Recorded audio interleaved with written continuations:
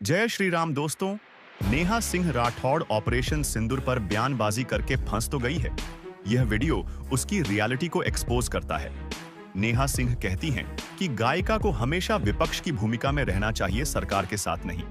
वह अपने आप को न्यूट्रल होने का बहाना भी बनाती है, लेकिन अनामिका जी ने इसकी पोल खोलकर रख दी जनता के सामने। चलिए देखते हैं डिबेट में आगे क्या होता है, और साथ में अच्छी लगे तो लाइक और कमेंट जरूर करना। चैनल पर पहली बार आए हैं तो सब्सक्राइब करना ना भूलें। धन्यवाद। एक्शन। और बिहार में इलेक्शन तो 2025 में है ना। लोग कहते रहते हैं कि ये तो बरसाती मेंढक है, जहाँ पे चुनाव होता है वहाँ काबा काबा करने चली जाती है। देखिए क्या है ना, चुनाव का टाइम एक बहुत ही संवेदनशील टाइम होता है, जब सरकारों की पूंछ दबी रहती है। उसके बाद वो आपका लोड नहीं लेते हैं। मुझे भी पता है, व्यवस्था में बेहद मामूली लड़की हूँ, और मेरी बात का कितना लोड लिया जाएगा ये भी मुझे पता है। चुनाव के टाइम पे, चुनाव का टाइम एक ऐसा टाइम होता है जब हमें, मतलब हमने दामाद नहीं चुना है भैया कि बस चुन लिए, बस आपका पाहुन जी का आरती ही उतारना है। सरकार चुने है ना, तो सवाल पूछते रहना होगा। और मेरे गीत सवाल पूछते रहते हैं। और क्या आप कुछ बोल रहे नहीं, सवाल वो कह रही है खाली कमलई वाला, ऐसा नहीं है। बिहार वाला तो बहुत टाइम है, और बिहार का जो माहौल है न जाने बंगाल के लिए मैंने गाया, बंगाल के लिए चित्रा जी मैंने गाया, किसी ने सुना ही नहीं है। बात तो सही है। पता नहीं उस पर प्रतिक्रिया क्यों नहीं दिया अनामिका जी ने, मुझे नहीं पता। और दूसरी चीज, मैं जनता की तरफ से सरकारों से सवाल करती हूँ, अनामिका जी सरकार की तरफ से मुझे जवाब देती हैं।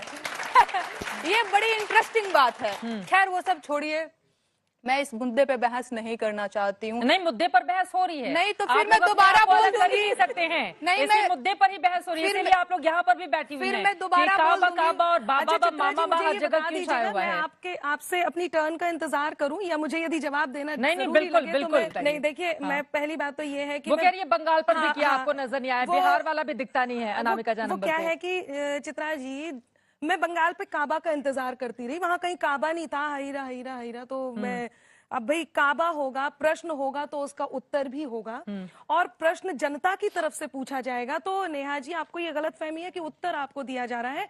प्रश्न जनता की तरफ से पूछा जाएगा तो उत्तर भी जनता की ही तरफ से दिया जाएगा, और जनता ही ये देखेगी कि किसे फायर करना है और किसे बनाए रखना है। दूसरी बात यह है कि कोई यदि योग्य है तो उसकी योग्यता को समर्थन देना, मुझे लगता है कहां तक ये अन्याय है या कहां तक न्याय संगत नहीं है।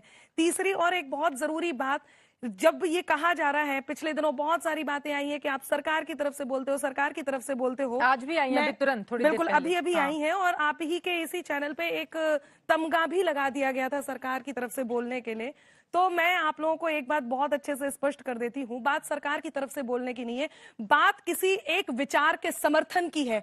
वो विचारधारा, वो विचार, या वो व्यक्ति विशेष, या वो संस्था विशेष, या वो पार्टी विशेष जब सत्ता में नहीं थी तब भी उस विचार से सहमति थी, उस विचार का समर्थन था। आज भी है जब वो सत्ता में है, और आगे जब वो नहीं होगी, यदि वो विचार वही है जो अनामिका अंबर के हैं, तो उस विचार से तब भी सहमत। शाबाश बेटा, बहुत बढ़िया। बंगाल में हैया हैया हो रहा है और बाकी जगह काबा पूछा जा रहा है। अच्छा, एक और बात है। हाँ, जल्दी। अभी मध्य प्रदेश में काबा हुआ, एक गीत के बाद इतना ज्यादा, और एक ही साथ है, मैं ये नहीं कह रही अलग अलग है, उधर की केवल कमल पे ही क्यों बात कही जाती है? राजस्थान में या तो उत्तर प्रदेश और मध्य प्रदेश, राजस्थान मध्य प्रदेश दोनों पर महिलाओं से जुड़ा हुआ मुद्दा बेहद संवेदनशील है, और एनसीआरबी के रिकॉर्ड भी सबसे ज्यादा इन्हीं दोनों राज्यों को हिट करते हैं। छत्तीसगढ़ में इलेक्शन भी है, बहुत बढ़िया सवाल किया, वहाँ पर कोई बात नहीं होती है। अनामिका जी ने बहुत बढ़िया सवाल किया। दरअसल हो क्या गया है ना कि एमपी में मामा ने मुझे बांध के रख दिया।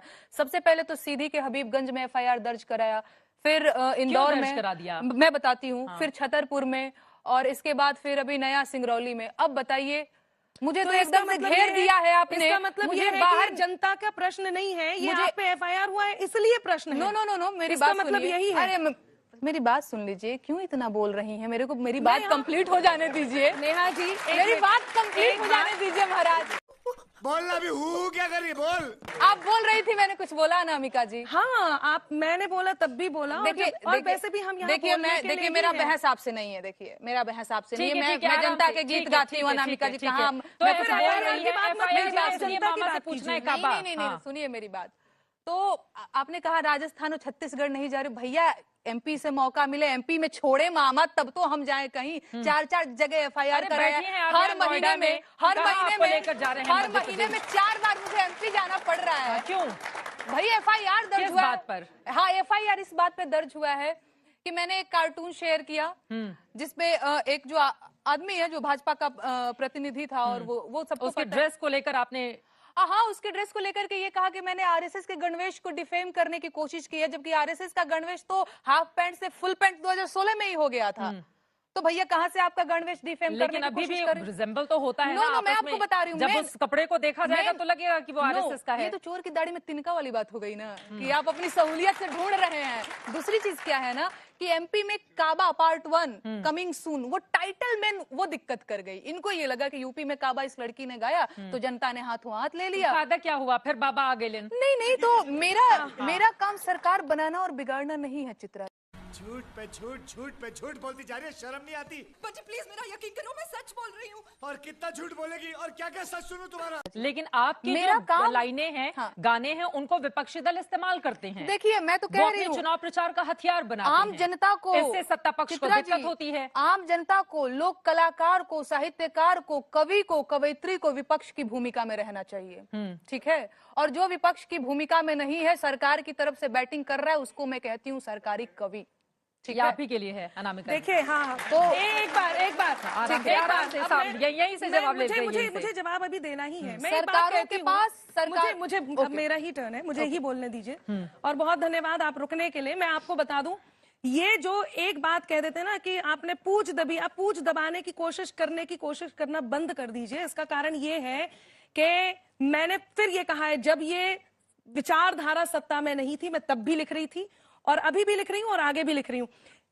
आजादी के बाद आजादी को कायम रखने की जिसने जिम्मेदारी ली हो, जिस देश में हम अनुच्छेद 370 पर खुश हो रहे हो, जिस देश में राम मंदिर बन रहा हो और उन सब बातों की प्रशंसा की जा रही हो, क्या ये प्रशंसा करना सरकारी है? मुझे अपने घर जाना है। क्या हम एक गुलदस्ते में सभी तरह के फूल सजाए जाते हैं, उन खूबसूरत फूलों को जब हम लिख करके गा देते हैं, लोक गायकी हो जाती है। यदि हम वहां पर भी जाकर के मुरझाई बातें ढूंढें और जबरदस्ती ढूंढें और फिर ये कह दें कि सरकार बनाना या गिराना हमारा काम नहीं है, आपने बिल्कुल सही कहा। विपक्षी उसका इस्तेमाल इस तरह से करते हैं। आपको ये समझना पड़ेगा कि यदि कहीं आपने खूबसूरती की कहीं आपने कमी दिखाई है तो खूबसूरती की तारीफ करनी होगी, वरना लोक गायिका की जगह आपको लोग शोक गायिका कहना शुरू कर देंगे। इसलिए रुदन बंद कीजिए। बहुत धन्यवाद। और यदि ये कहते रहे कि आपकी बातों का फर्क नहीं, भाई आपकी बातों का फर्क पड़ना चाहिए, क्यों नहीं पड़ना चाहिए? मैं किसी योग्य व्यक्ति के समर्थन में इसलिए खड़ी हूं ताकि उसकी योग्यता सिद्ध हो और जनता को जो फायदे मिल रहे हैं वो फायदे मिलते रहें। यदि वो अयोग्य है तो जनता को फायर करना आता है, उसका हमें स्वीकार है, मुझे स्वीकार है। जो भी जनता कहेगी वो मुझे अच्छा हो रहा हो उसकी वो तारीफ कर दे तो आप उनको सरकारी गायिका और ऐसा नहीं है कि मैं केवल तारीफ ही करती हूँ, ऐसी बिल्कुल बात नहीं है। मणिपुर की घटना घटी, गीत आया, लोगों ने सुना। आज के लिए फिलहाल इतना ही। आपकी तरह मैं भी मायूस हूं, लेकिन उम्मीद पर दुनिया कायम है। दिल दुखा है लेकिन टूटा तो नहीं है और उम्मीद का दामन छूटा तो नहीं है।